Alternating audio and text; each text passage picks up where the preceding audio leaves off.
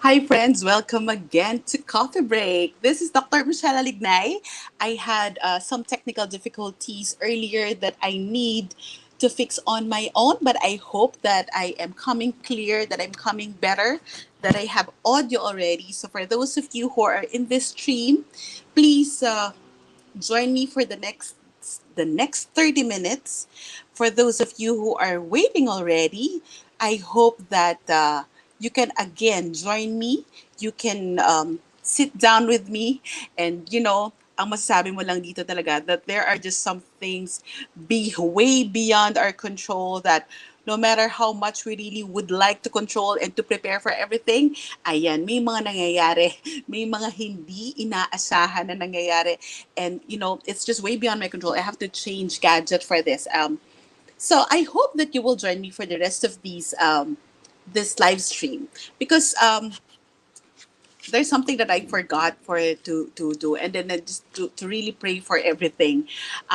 It's just so happened that this is a very special topic in my heart, and I hope that this is something that you would reflect about. This is something that you would ponder about. This is something that you would, yes, nice to see you back, everybody. So please indulge me to talk about my favorite topic, midlife matters.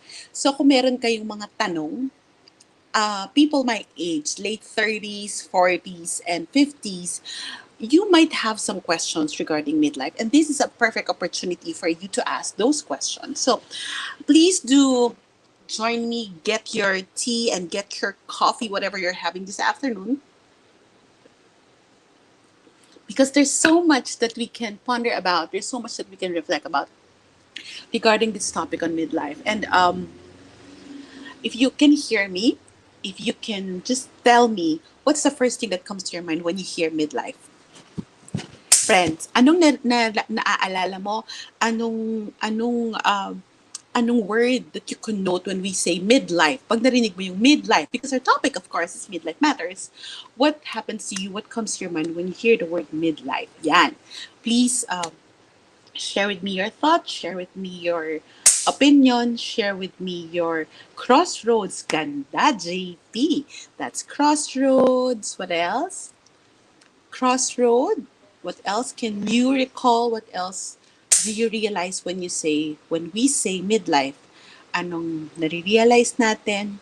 Menopausal, doc. Iba yan, ma'am. Ang menopause is actually the physical or the physiological, but midlife is actually the socio-emotional crisis. Ayan, May. So, maganda yung mga input nyo. I have to share with you that many of the things that have been happening with us, the people our age, yeah, yes, we say that it's a crisis, but let's go there later, okay? So midlife is actually a developmental stage. I teach social emotional development. Midlife is actually, I teach social emotional development in the graduate school. What you need to realize is that midlife, it's a developmental stage.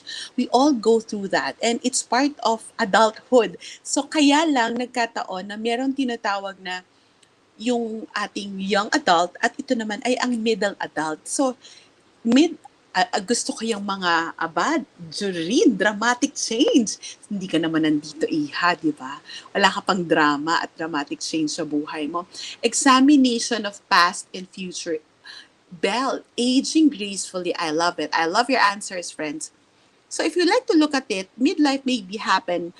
It's not about the chronological age. Hindi porke sinabi mo na, ay, 38 ka na, midlife ka na. No, um yeah, I think your mom, I think it's your mom that who might you might be going through this. It's you just need to look into that.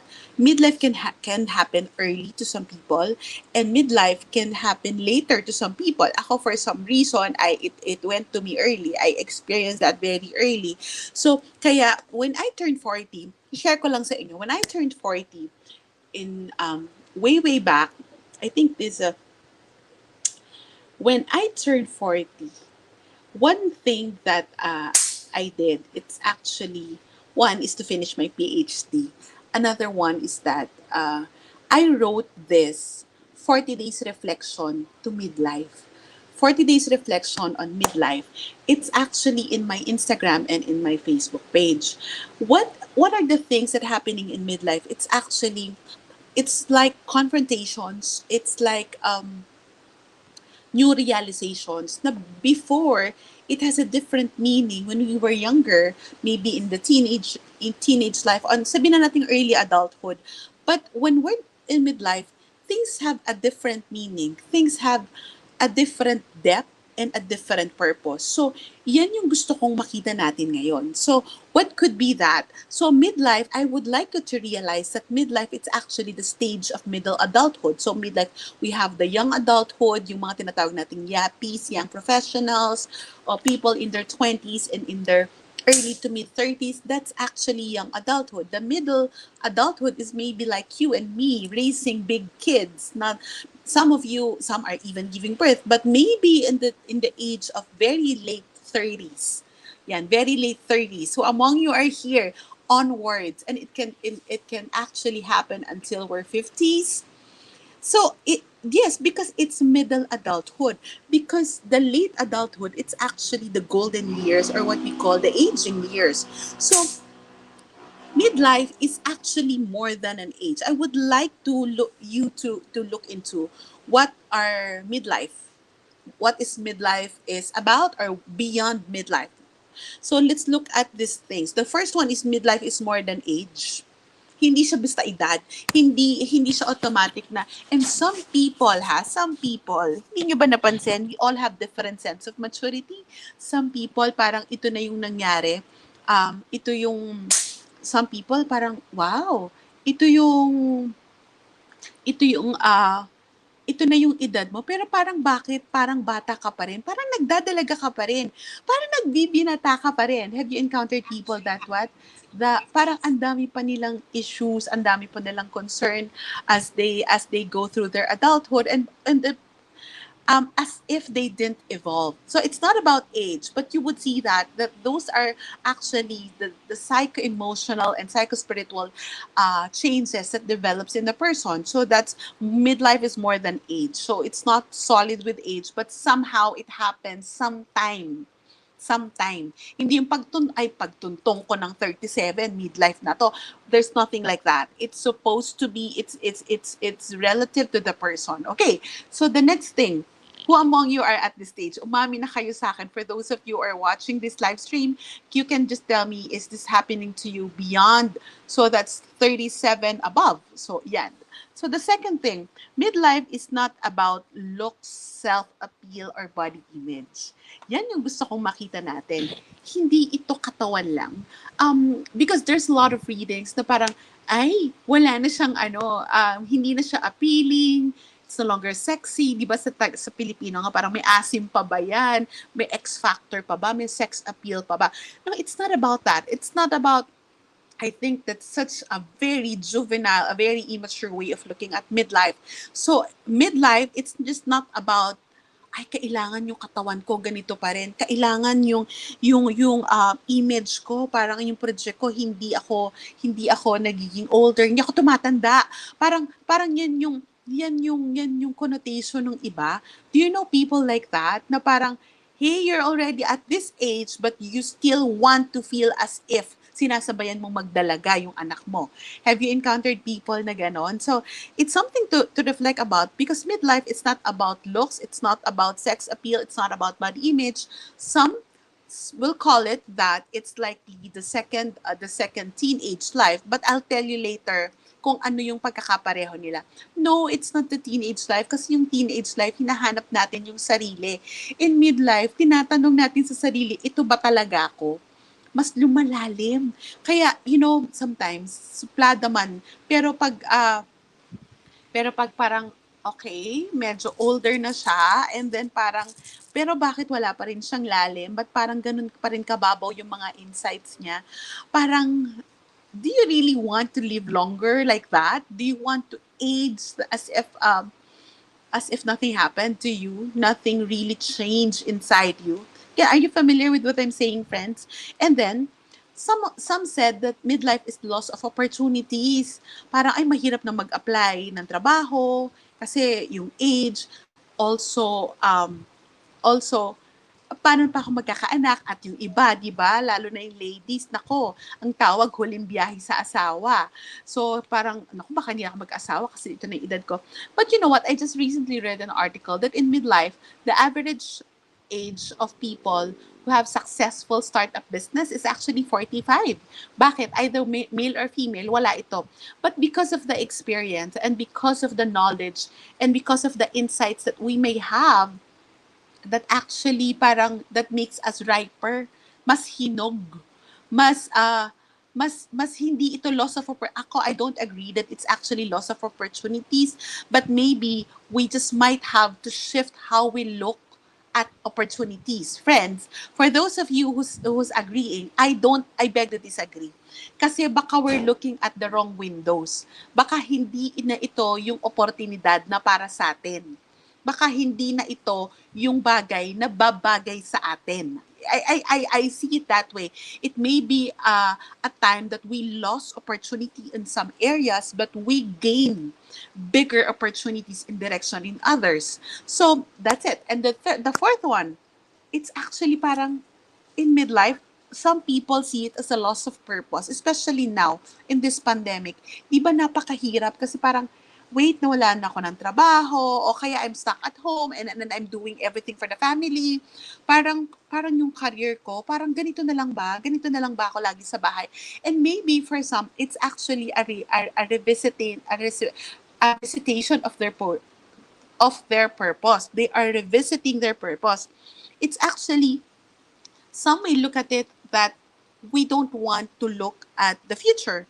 Kasi parang I feel that I'm not growing, I feel that I'm stagnating, parang hindi ko makita, parang walang linaw. Welcome to midlife. But these are not just about it.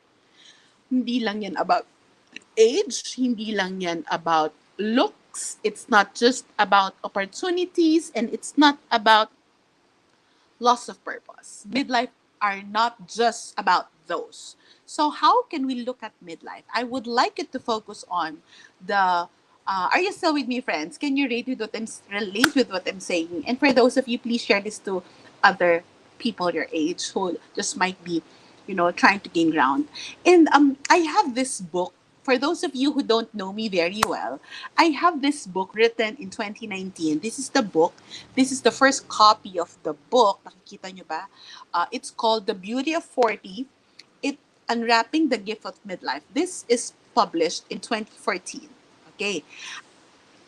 Remember the book, The Beauty of 40, Unwrapping the Gift of Midlife. It's published by my love, Feast Books.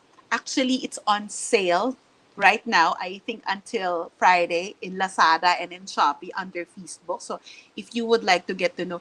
Pero bakit ko gustong ikwento sa inyo? Kasi yung librong yan, fruit yan ng aking 40 days to midlife. When I was when it was my birthday, way back August, when I turned 40, ang ginawa ko, July pa lang, 40 days before my birthday, I started reflecting about the things that happened to me, the things that yung past, it's connected to the present and how it is very important right now in midlife. And so this book is actually about a reassessment of life. And one time I've heard feedback from friends, from people, even people who don't know, that how much this book has blessed them. How much this book had made them realize so much about ourselves. And meron pang isang friend ko, sinend niya sa akin yung comment ng friend niya.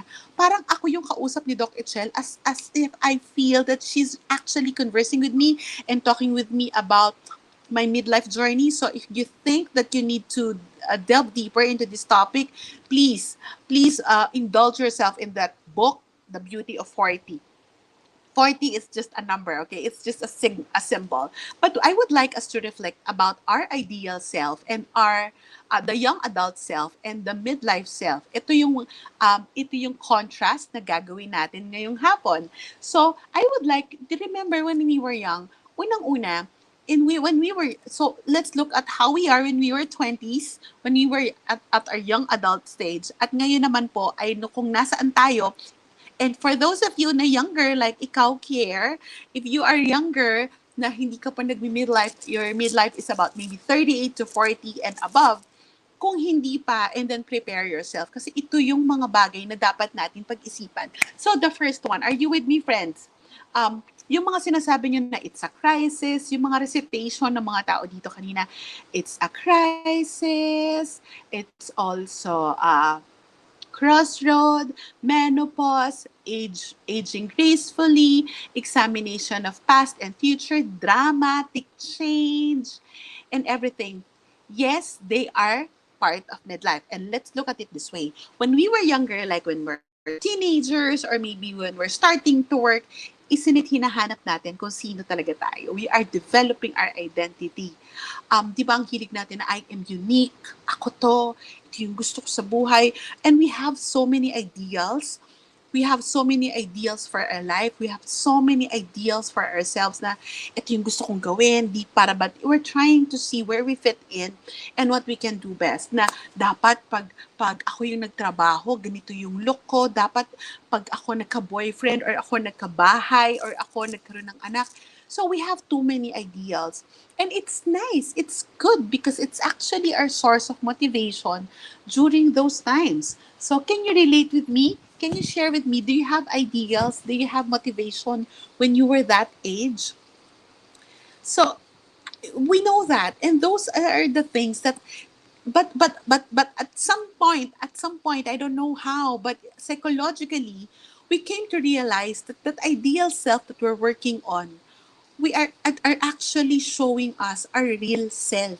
So ideal self versus the real self. So the contrast of that is the real self. Kasi minsan marirealize mo, for example, when we were younger, we would like to try out all fashion statements.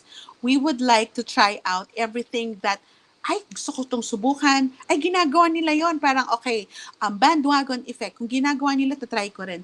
But then, in midlife, it's actually more about your real self. What resonates with you? What is making you grow? What is helping you flourish? What is that things in your life, in yourself that making you a better person? Kasi honestly, hindi lahat. Hindi lahat ng trends papatulan. Hindi lahat ng tao sasamahan. Hindi rin lahat ng sa tingin mo makakaganda sa'yo ay gagawin kasi it's no longer about the ideal, but it's actually about what is more life-giving, what is more nourishing, and what is real to me, what is true of me, and what is supportive. Catch my word. In midlife, it's about what is supportive of our authentic, real self. Kung sino talaga tayo. Parang dito, tigilan na natin yung pagpapakyut, tigilan natin na parang, oh my God, parang tigilan na natin not becoming the person that we are. Because this is the time that we should be who we are already. Parang, okay, ba't mo pinagkatsagaan yung trabaho mo, hindi mo pala gusto, 'di ba? Kaya yung iba nagkakaroon ng, wala na akong oportunidad, I think I'm stuck with my life. Because maybe we've been just trying to live with the ideal self, but not realizing that there is the real self just inside us. So, tama, Belle, may ideals and affirmation. And then, alam nyo kung sino yung makakakilala, kung sino talaga tayo. And the thing is, if we keep forever looking at the trends, at people, social media, the thing matters outside us, the more it's hard to look into our real self. So, that's one area that we're supposed to look into. Okay, in in um in another area. So that's about the ideal self towards the real self. The second one, gaining to choosing. Like what I said, in young adult, we are always gaining popularity, gaining money, gaining enough experience, gaining, alam mo ngayon, the younger ones, they're gaining places to travel, they're gaining maybe people and network, maybe gaining finances, gaining a lot of experience, and that's okay. Pero not all that we've gained are actually what we really like. So midlife, it's about choosing. I like that. If you would look at my Facebook a page and also my Instagram account, I have a reflection about midlife and mental health, my 21 days to midlife and mental health. And actually, I reflected about choosing. And when we choose, actually, when we choose, it's no longer about anong okay. anong maganda? Okay, kasama yun sa tanong. Ano bang bagay sa akin? No more. For me, now, the thing that we make a choice with is that, am I happy with my choice? And am I blessed with my choice? Will I grow as a person with this choice? And the thing is like, I have to tell you this. We choose also the people. Yun yung parang minsan parang one point of reflection for friends who are in this midlife stage. Okay ba yun? Parang hindi ko na sila feel. Yes, it's actually because before, di ba, we're all gaining friends here. Gusto mo pag lumabas kayo ng barkada mo, kayong lahat. But actually, in midlife, it's about choosing. I would rather have a small circle where I can be really myself than try to prove myself in a bigger circle without depth. So yun.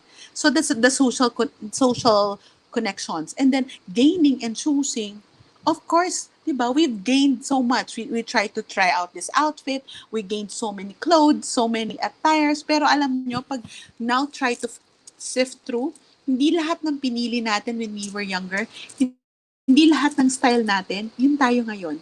Because we choose what really is for us. We choose what really supports our real self.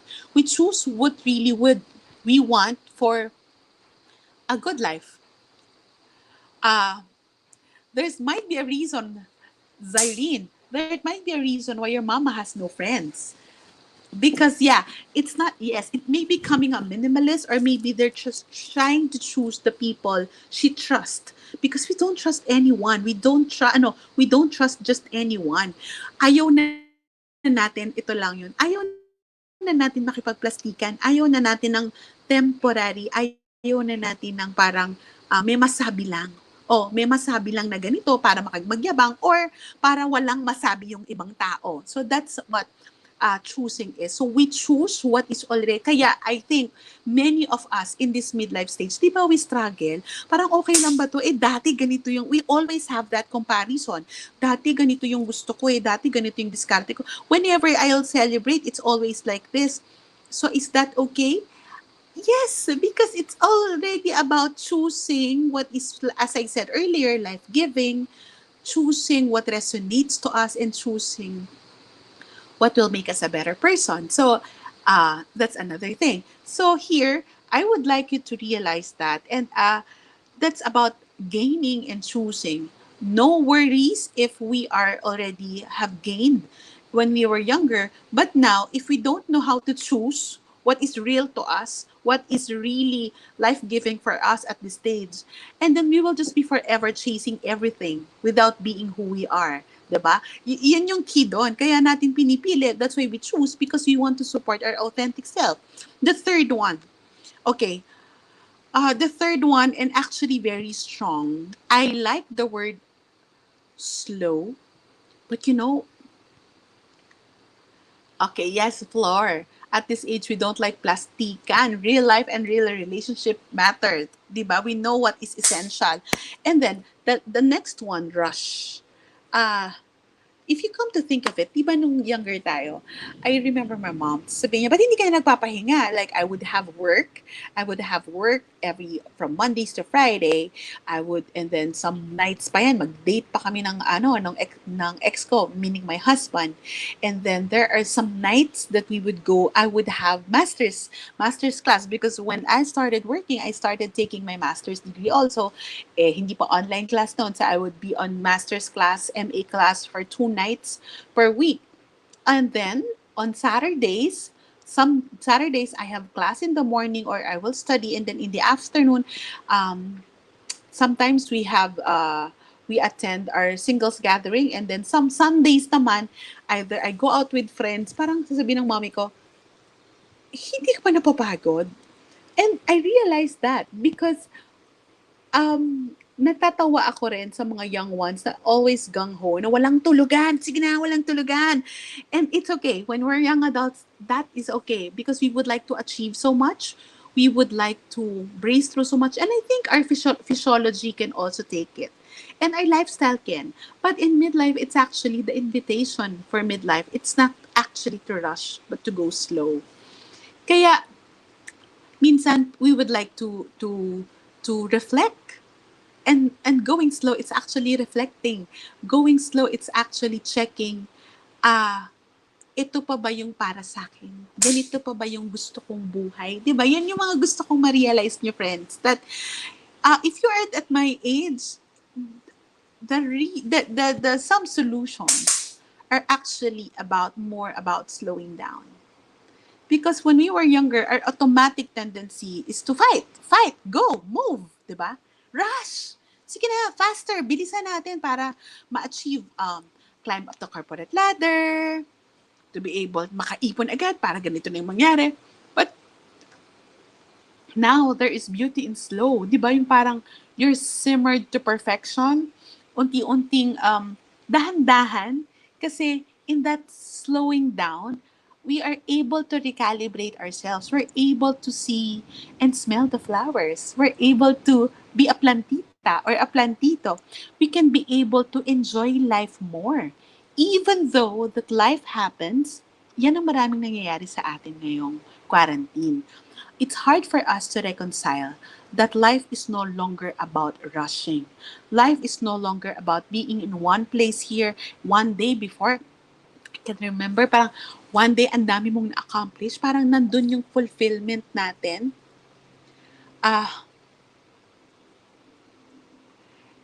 Nakakatawa ka, Jurin.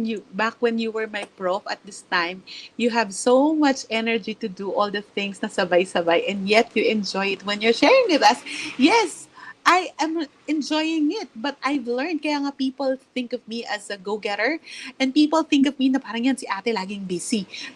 Yan si Miss Itchel, yan si Doc Itchel, parang lagi na lang something is happening.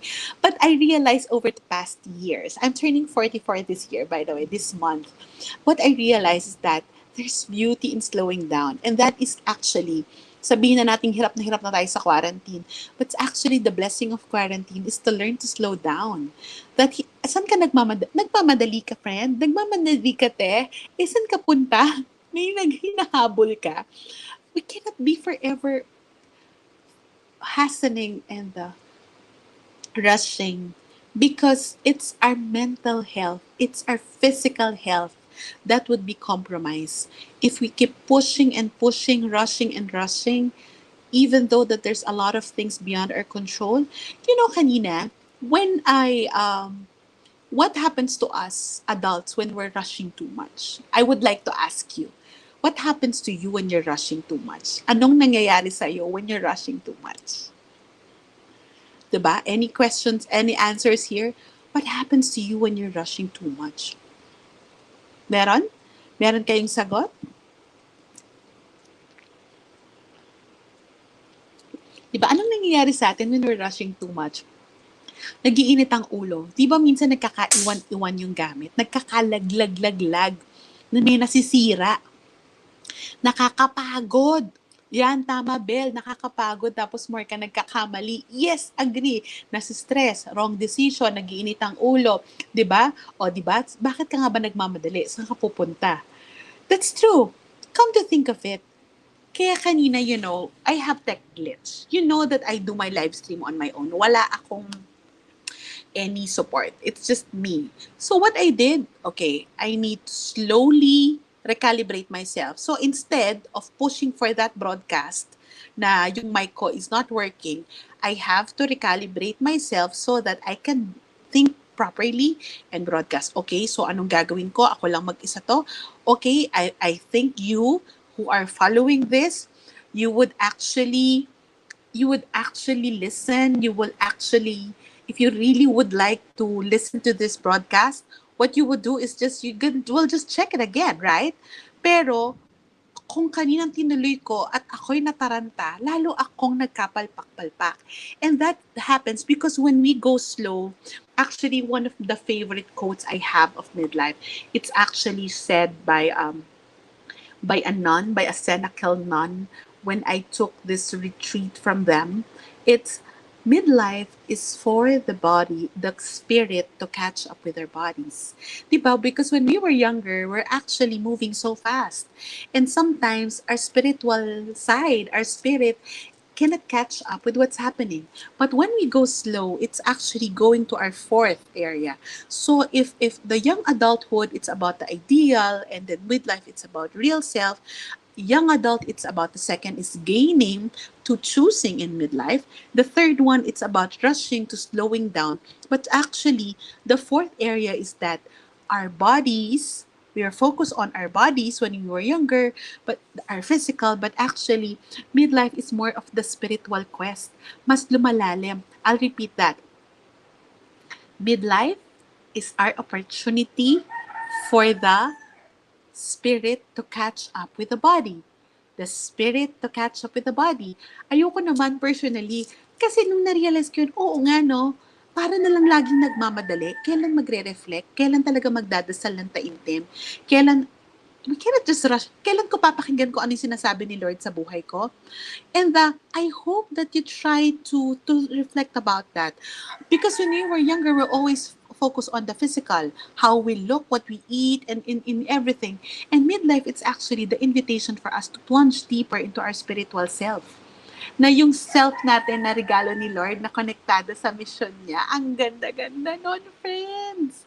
So that's the invitation of midlife. Midlife has so many beauties, so much gift to tell us. And I would like to end with this. I would like you to reflect about that. Have you ever listened to your spirit? Have you ever slowed down? Have you ever allowed yourself to choose? Have you ever asked yourself, Lord, ito na ba yung totoong ako? Ito ba yung gusto mong ako? Hindi yung kung ano-ano yung maskara, hindi kung ano-anong brands at ano-anong bagay ang pinagtataguan ko. Thank you for your affirmation, Belle. Thank you for making me feel so important today because of what you said. You are an angel, Miss Michelle. You become more like Jesus and sharing the coffee break with us. Thank you also, Floor. Thank you for that. These are affirmations to me today. Salamat ng madami. Because I would like us to reflect about this. And what I would like you to leave with that. Midlife matters, that what the matter that we need to focus on, it's our real self. It's slowing down. It's our ability to choose. And the last one, it's our spiritual growth. It's our spiritual connection to our Lord. So, friends, if you have questions that you're yearning to ask about midlife, I would like you to put that here in the comment section, or you can send me a direct message or an email here at my Facebook page. So, on Thursday, I can answer the questions on midlife that people ask, and I can even share with you my own midlife journey. And I would like you also to check out the 21 days to midlife and mental health post that I have. And if you have reflections or agreements with the post that I have, please feel free to comment and share it. Also, another thing, I would like to really invite you, if you would like to dive deep into this topic on midlife, you can get a copy of my books, The Beauty of 40, Unwrapping the Gift of Midlife. It's available at Lazada and Shopee through Feast Books, and it's on 40%. Yes, Beauty of 40, it's at 40% off. Napakamura niyan. Blessing yan via Shopee or Lazada through the official Feast Books store. So if you go to Feast to Shopee and Lazada, you can add to cart this book that you can give yourself, and then I'm gonna tell you, it's like me talking to you because we are on this midlife journey together. And lastly, let me share with you that we're done already with the early bird, but we're still open. There are slots left. I'm not saying that there are many. There are a few slots left for our September 18 workshop, Martha's Pause, Body and Being. It's connected to what I'm talking about. It's connected to your body and your spiritual self. It's happening on September 18. The you can check out the page, the Facebook page, and the link, bit.ly MP Body and Being for registration details, because we would like to have you in this session. And lastly, if you feel that this midlife session has blessed you and Coffee Break is blessing you, please share this to family and friends who might need it. And more importantly, I would be more than willing to receive your gifts through stars. So you can see those stars in the comment section. So if you think that I have blessed you, bless me also in the work that I do so that I can keep doing this live stream. through Coffee Break. So you can send me the digital gifts called stars, and that it's about sharing. Sharing is caring. I care for you, and we will hold hands, and you care for me, so that we share the love through stars. So that's about it, and I hope that to hear from you, friends.